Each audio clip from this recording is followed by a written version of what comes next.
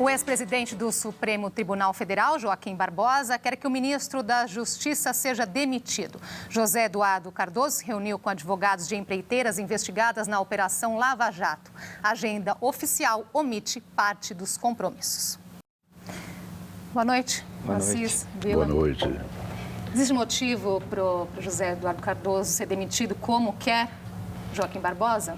Bom, o Joaquim Barbosa é um brasileiro que não tem papas na língua. O fato de um ministro receber advogados ou profissionais de quaisquer áreas, nada demais, é obrigação até.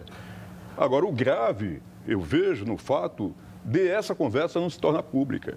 É fundamental que haja transparência, né? Da parte, principalmente, das autoridades que, grosso modo, nos governam. Que vai desde a presidente aos seus ministros também. Então, eu acho que tudo tem que ser transparente, tem que ser dito com clareza, tem que explicar, tem que esclarecer. E o que a gente nota é exatamente a falta de esclarecimento. Eu vejo dessa maneira. Perfeito. Assis, Andressa, eu estou meio rouco, não é que eu estava pulando o carnaval, é que eu estou rouco mesmo.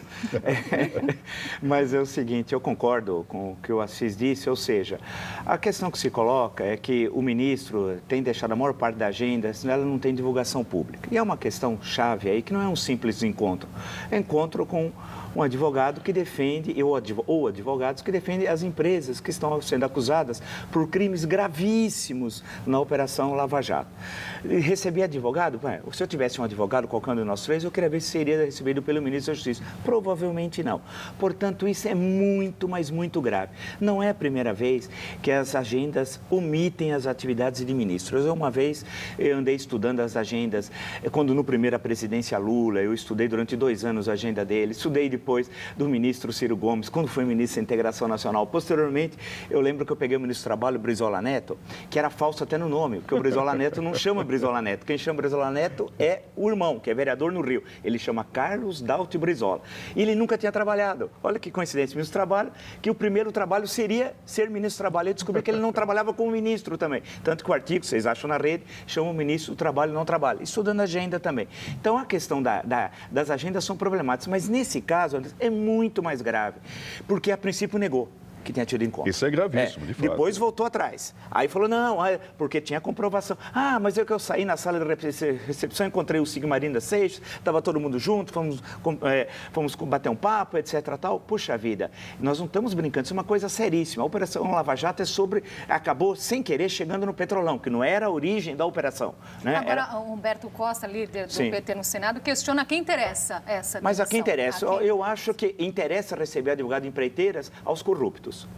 Agora, quando o ministro Joaquim Barbosa, que tem uma trajetória ética em defesa do respeito da coisa pública, basta ver ele como relator do processo da ação penal 470, conhecido como processo mensalão, e depois como presidente do mensalão, ele é uma pessoa, do presidente do STF, desculpe, durante o final do julgamento do mensalão, ele é uma pessoa que tem autoridade e tem uma história. Portanto, eu lhe pedi isso, ele representa milhões de brasileiros que estão indignados com esse governo, que eu sempre digo aqui, sem exagero, assim, se nós olharmos a história republicana, não houve em 4 anos, de 2011 a 2014, um governo, primeiro, que teve o mais baixo crescimento da história, o crescimento econômico mais baixo da história, e segundo, tantas acusações de corrupção. E terceiro, o Petrolão é o maior desvio de recursos públicos da história da humanidade. E não é o carnaval que vai fazer esquecer, porque o julgamento, o processo está chegando ao STF agora, no final de fevereiro, depois do carnaval. Né? Bom, o Lula ficou também muito conhecido porque ele elegeu poste, né? Até poste, né? Sim. Mas para eleger um poste, ele também, para fixar um poste em determinado lugar, tem que ter claridade, iluminação. E é que está faltando, né? Clareza, transparência. As pessoas estão aqui repercutindo essa questão da Operação Lava Jato. O William Souza pergunta se há chance dos trabalhos serem amenizados. Não, tudo indica que não. Primeiro, o juiz é da esfera do judiciário, o Sérgio Moro. Nós temos a independência entre os poderes. Segundo, o Ministério Público é autônomo, portanto, todo o trabalho do Ministério Público não tem nada também a ver com o Executivo. Terceiro, a Polícia Federal, que tem relação de hierarquia com o Ministério da Justiça, sempre tem desempenhado ao longo da sua história um trabalho importantíssimo e que a gente deve sempre louvar a Polícia Federal. E é uma instituição de Estado, não é de partido. Portanto, eu acho que essa tentativa, se é que ocorreu essa conversa na reunião, que tudo indica que sim, vai ser infrutífera, porque o que o juiz Sérgio Moro fez na 13ª Vara Federal do Paraná, a história do Brasil vai agradecer. Tem que vir à tona, sem a menor dúvida. O que o Barbosa está fazendo realmente é o que todos os brasileiros gostariam, né? Além de pedir simplesmente a cabeça do ministro, acho que também é fundamental que o ministro esclareça a população que conversa foi essa. Claro. Porque perfeito. nós imaginamos, apenas imaginamos, que aconteceu isso ou aquilo. Mas, poxa vida, eu acho que seria fundamental que o próprio ministro viesse a público e dissesse o teor da conversa. Claro. Porque não é todo dia que um grupo de advogados representando empresas cujos dirigentes estão presos vão ao ministro. Fazer o quê lá? Pedir o quê? Que conversa é essa? E o presidente da Câmara dos Deputados, Eduardo Cunha, promete muita polêmica para depois do Carnaval. Já disse que não vai pôr em votação o casamento gay e ameaça criar o Dia do Orgulho Hétero. Olha, essa questão aí do Eduardo Cunha está gerando muita polêmica aqui nas redes sociais. Então, tem gente apoiando, como a Vânia, que diz, sou hétero e quero meu dia, isso é pecado. E tem gente achando um absurdo, né? Porque não criam o Dia do político honesto. Foi o Edson que disse isso. Eu acho rapidamente o seguinte, quer dizer, acho que de um lado, bem, primeiro acho que tem 3 questões colocadas na reportagem que são distintas, né? Acho que a primeira questão é esse projeto do Dia do Orgulho e tal, isso é uma enorme bobagem e tal. Qualquer orgulho, eu acho que nós estamos começando a dividir o Brasil em questões étnicas, de opção sexual, etc, e tendo feriados ou datas de orgulho de A, de B, de C, de D, então acho isso uma enorme bobagem e tal. Isso não significa que as questões no campo da moral, tal, não tem de ser discutida abertamente, que o mundo mudou, o Brasil mudou, etc. Tal. Então, isso é uma coisa. Agora, essa questão de todo dia, cada hora, dia de orgulho A, B, C ou D, daqui o dia de orgulho de ser santista, ser flamenguista, tal, isso é uma enorme bobagem. E esse projeto, especificamente, essa proposta de projeto, não sei se chega a ser um projeto, é uma bobagem. Agora, a segunda parte da matéria trata de questões que são absolutamente distintas em relação à primeira, ou seja, né, a questão do orçamento impositivo é fundamental. O legislativo no Brasil é muito dependente do executivo. Nós temos 3 poderes que são autônomos, independentes, mas que estabelecem uma harmonia entre si. No Brasil, nos últimos 20 anos, o legislativo é um apêndice do poder executivo. E no caso do poder federal, o Palácio do Planalto tem no Congresso Nacional o seu puxadinho. Portanto, eu acho que você tem um orçamento em que os deputados aprovem suas emendas, 50% delas, vale lembrar, para a saúde. Desse conjunto, 50% é para ser gasto em saúde, é algo que a gente sempre fala e é o que está no chamado orçamento impositivo. E isso você acaba, Andressa e Assis, com uma negociação tenebrosa, que eu só libero a sua emenda se você votar na minha proposta. Acabou isso. Então, isso é uma vitória do Legislativo, ao contrário da leitura petista, que no fundo é essa, porque você tira poder da presidente num momento de enorme crise política que vive o país, e ela precisa desse chicote para impedir, por exemplo, uma CPI. Então, uma vitória legislativa. E terceiro e por último, a questão referente à reforma eleitoral. Mais do que reforma política, é uma reforma menor, é uma reforma eleitoral. E essa reforma eleitoral tirou das mãos do PT, e isso é fundamental, fazer uma reforma eleitoral com aqueles que patrocinaram o maior desvio de recursos da história da humanidade, é um absurdo, é colocar o bode na horta. E que horta, hein? Horta de bilhões. Portanto, quando o Eduardo Cunha passou isso para o Rodrigo Maia, que vai ser o presidente da comissão, é simplesmente uma comissão, é uma derrota do PT. E o que eles vão fazer é estigmatizar o Eduardo Cunha até ele terminar o mandato dele. Agora, uma coisa importante, né? Porque tudo indica que o Eduardo, ele está chegando como que não é um trator, ele está contado para trabalhar, né?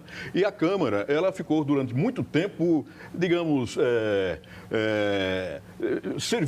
simplesmente servindo o Planalto. E, de repente, ele está quebrando uma série de vícios que existiam ali naquela casa. Então, isso é importante, né? Quer dizer, o cara está vindo com vontade de trabalhar, de limpar o que estava sujo. Agora, realmente, também não dá para ficar criando bobagem, dia disso, daquilo e tal, porque senão vão faltar dias para tanta besteira, né? Nossa, só para encerrar esse assunto ainda, aí no dia disso, daquilo, sim, o Dermival Silva, o dia do político honesto não encheria uma Kombi.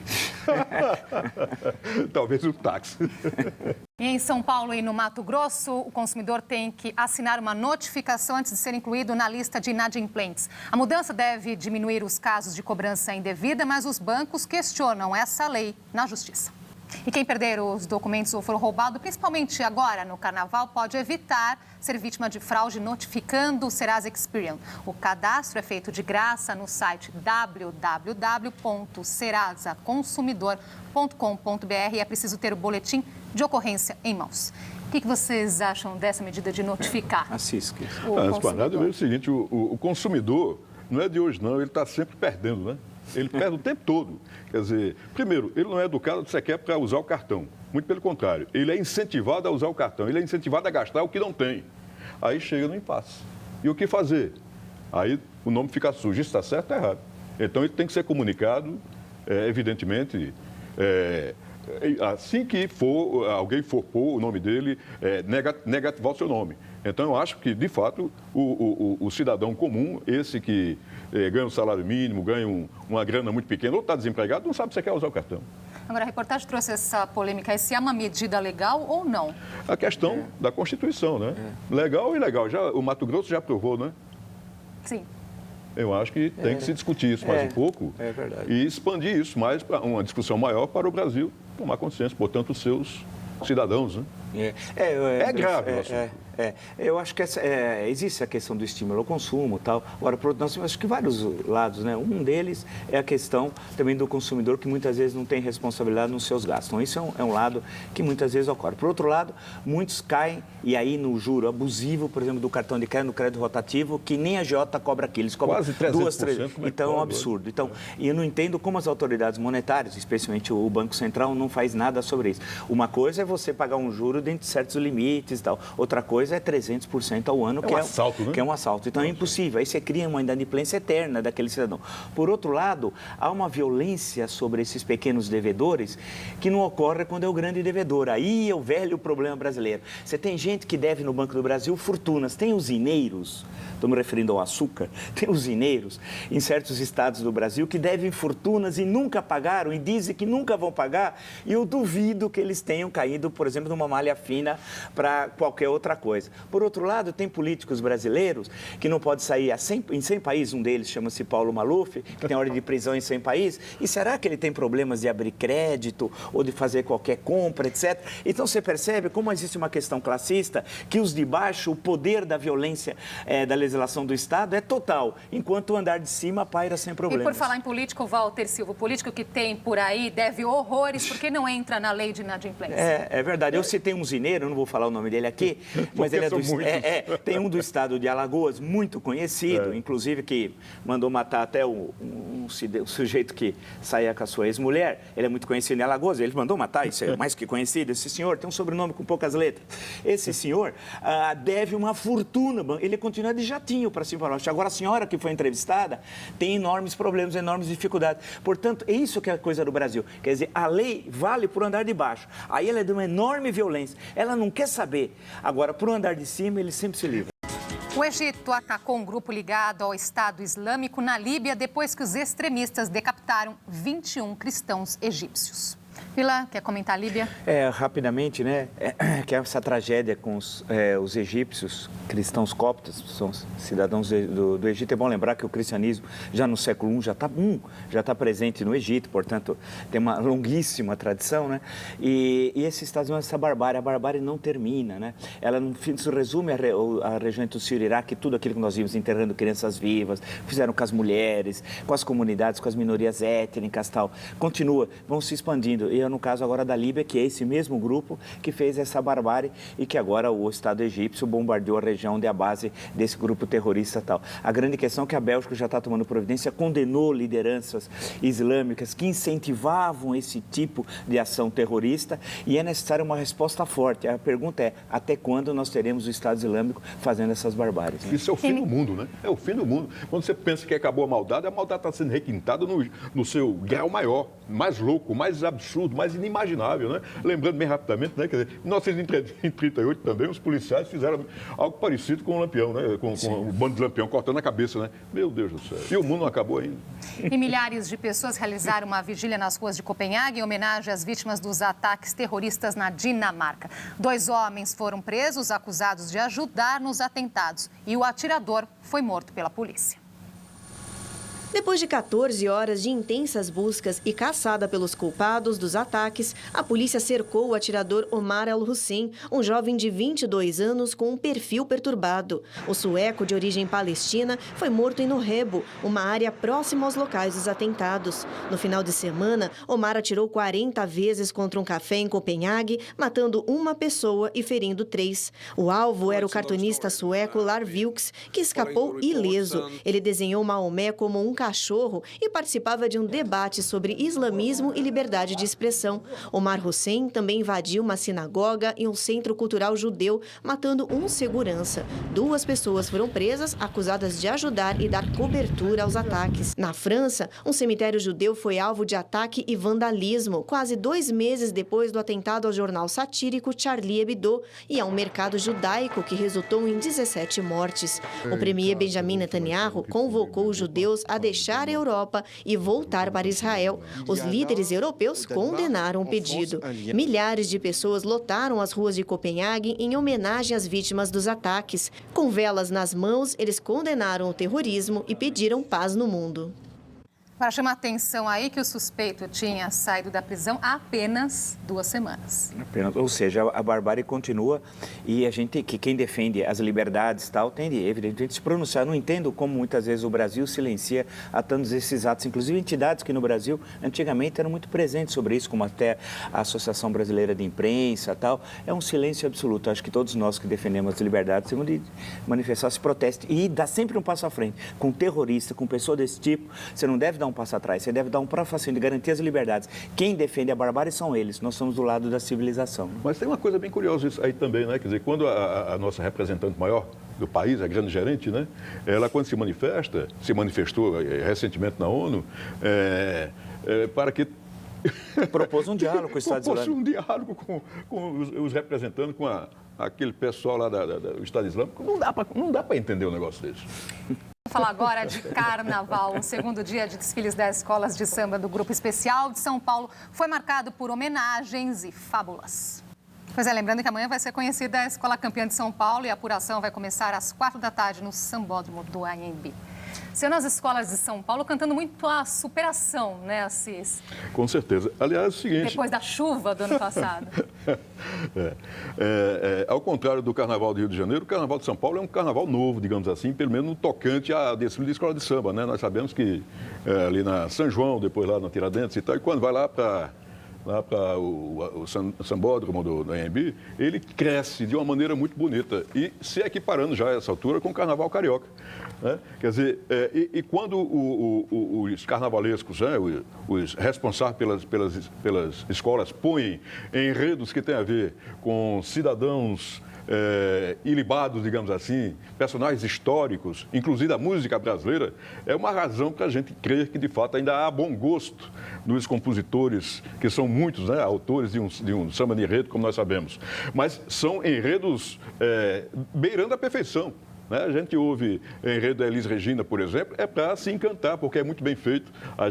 Trazendo trechos de músicas, inclusive. Pois é, então isso é muito bonito, né? Quer dizer, ao contrário de algumas escolas, como a do Rio de Janeiro, uma do Rio de Janeiro, né? Que está enfocando, aliás, hoje vai para Passarela, trazendo personagens lamentáveis, né? De países miseráveis, né? Como Beija-Flor, Beija-Flor de Nilópolis, né? Trazendo, o cara dá 10 milhões. Eu até digo o seguinte, que tem personagens que compram as suas homenagens, né? Agora, tem personagens que, além de comprar a própria homenagem, são eles representantes da miséria absoluta, como é esse cidadão que há 35 anos governa a Guiana... A Guiné. A Guiné equatorial, né? Quer dizer, no Carnaval de São Paulo, que começa no rigor em 1968, né? Os primeiros desfiles começam em 1968, o primeiro disco em 67, curiosamente, com Geraldo Filmes e a carioca Carmélia Alves, poucas pessoas lembram disso, mas são enredos históricos bem fundamentados e que essas figurinhas carimbadas passam ao largo. Né? Quer dizer, quando o carnaval passa, esses carnavalescos com a escola de samba passam a aceitar grana e muita grana para pôr um enredo em homenagem a esse cara da Guiné, por exemplo, é lamentável. São Paulo está crescendo. E você, os temas são Vila, bonitos. gosta de carnaval? Acompanha? Eu acompanho. O Assis é um grande especialista em cultura popular. Ele lembrou, né, essa questão da diferença entre São Paulo e Rio. Por exemplo, o primeiro desfile foi na Avenida São João ainda, né? Foi na Avenida São João. Em 68. 68. Então, você observa como que no Rio você tem uma história muito mais longa, mais né? longa. Vindo ali da Praça Quim, lá e como tem uma história bem Nos anos 50, né, Vila? É. Começa ali o desfile para valer, ele está engateando, está germinando ainda o samba de enredo no Rio de Janeiro, é começo dos anos 50. Tanto que o primeiro disco é de 1958, 59. O primeiro disco LP, né, vinil, portanto, que registra exatamente os primeiros samba de enredo. E se formos fazer um apanhado geral da beleza, e é belo mesmo, o apanhado que se pode fazer do samba de enredo do Rio de Janeiro, também de São Paulo, mas principalmente do Rio, porque é mais antigo, olhe, é para ficar de boca aberta. Nem a chuva foi capaz de tirar o brilho e a magia das escolas de samba no primeiro dia de desfiles do Grupo Especial do Rio de Janeiro. A Sapucaí foi embalada pelo luxo e pela ousadia das musas do Carnaval Carioca. Mas algumas escolas tiveram que lidar com problemas nos carros e nas alegorias. O que mais te chamou a atenção aí no desfile carioca, Assis? Olha, foi até bom porque ontem eu perdi o sono. E por meus ouvidos entrou o bate-cumbum lá das escolas e a Vila Isabel me encantou pela homenagem feita, quero crer, de modo muito espontâneo e bonito, ao maestro paulista, né, paulistano, o Isaac Karapchevsky. Foi uma coisa realmente de encher os olhos, encher os ouvidos e acreditar que, de fato, ainda tem samba no Brasil, porque é um país que é uma espécie de caldeirão musical, né, artístico, porque não é só música, é muita coisa que tem nesse caldeirão efervescente do Brasil. Então são gêneros musicais, ritmos que entram numa temporada, na outra já é outra, e o samba permanece, como o forró de Luiz Gonzaga, que nem o baião, né, que nem o chorinho. Então, é de fato motivo de muita alegria. E saber que um maestro da categoria de Karapchevsky, um cara que se assiste quando se vai para a sala de concerto assisti-lo, a gente sai elevado, né, porque realmente é muito bonito o que esse artista, esse maestro Karapchevsky faz para o Brasil. Portanto, a homenagem que a Escola da Vila fez, aliás, a Vila do Noel Rosa, olha só, era o português, o popular com o erudito, ficou perfeitamente somado e, assim, claramente demonstrado e entendido. O Karapchevsky conseguiu, naturalmente, junto com o pessoal da escola, juntar o erudito com o popular com inteira perfeição. Foi muita alegria da minha parte, emoção, inclusive. Pode não ganhar, mas eu gostei mais. Eu acho que é uma coisa... É curioso, André, se Assis, que o sambódromo hoje foi consagrado. Quando se criou o sambódromo, na gestão Leonel Brizola, que é um político sempre foi um polêmico, caiu o mundo. Falaram que era um absurdo fazer aquilo. O curioso é que 2 anos depois já se espalhou para todo o Brasil, na época, na década de 80, foi se espalhando os sambódromos. E hoje eu estava lendo o jornal Clarim, lá de Buenos Aires, tem sambódromo na Argentina. Quer dizer, então, o curioso é o seguinte, aí fizeram um barulho, disseram que aquela lá no final, aquele M, era uma cópia do M do McDonald's. Exatamente. Fizeram um barulhão e tal. Então, acho que a primeira coisa é a importância que muitas vezes você fazer uma coisa diferente, e deve se louvar nesse caso. É o político com a visão futurista, né? Então, quando ele fez o sambódromo, todo mundo caiu de pau. Então, a gente reconhecer, acho que a história serve para isso. Eu acho que o segundo ponto, a questão destacada pelo Assis rapidamente, a questão dos sambas enredos, que tem uma tradição no Rio de Janeiro exemplar, que começa lá na Mangueira com Cartola, Ciência e Arte. 1928, isso, e aí passa sambas clássicos como Aquarela Brasileira, do Silas de Oliveira, etc., né? O da União da Ilha, e por aí vai. Então, é uma coisa incrível, e a beleza das construções poéticas que são feitas da poesia popular nos sambas. Quando você fala, me perdoe, você fala do Silas e lembra do Cartola, não dá para a gente esquecer uma figura que é praticamente hoje esquecida, não dá para esquecer um Geraldo Filme, por exemplo. Claro, aqui em São Paulo, é verdade. Não tem como esquecer, mas, infelizmente, a página do esquecimento permanece intacta no livro branco da... Agora, os blocos estão com tudo, né? A cada ano nós vemos mais deles pelas ruas, Assis. A que se deve esse sucesso tão grande? Coisa bonita, né, Andressa? É coisa bonita. Eu sou de João Pessoa, Paraíba, né? É uma cidade vizinha a Recife, né? Então, lá atrás, eu gostava muito de pular o carnaval, mas atrás de bloco, brincando no bloco. E tinha também, naturalmente, a brincadeira do carnaval nos clubes. O Astreia, que eu nem sei se existe ainda, né? E eu me lembro que naquela época eu também trabalhava em rádio e transmitia carnaval do clube. Recife, o tempo passou, lá vem Capiba, lá vem os frevo pernambucano, e que nunca acabou. A gente estava falando agora há pouco exatamente de coisas que passaram e não se lembram mais. Recife, ao contrário, Recife se mantém a tradição do frevo do maracatu, dos grupos de brincadeira espontânea nos dias de carnaval. Aí você fala que lá em Salvador, na Bahia, não tem sambódromo, uma coisa desse tipo. Mas não é bom isso, sabe por quê? Porque há que limite espaço em cima disso ganha dinheiro. né? Quer dizer, as ruas são, como é que diria? Privatizadas. Isso é um horror, né? Sem falar que o povo fica de fora. No rigor, o povo fica de fora. Quer dizer, se tem um sambódromo, quem tem grana vai para lá. Quem não tem, vai para o bloco de carnaval. Agora, o bloco de rua, a intenção é justamente ser mais democrático. Exatamente. E é bonito. O que acontece em Recife, eu acho que é um modelo muito importante para o Brasil.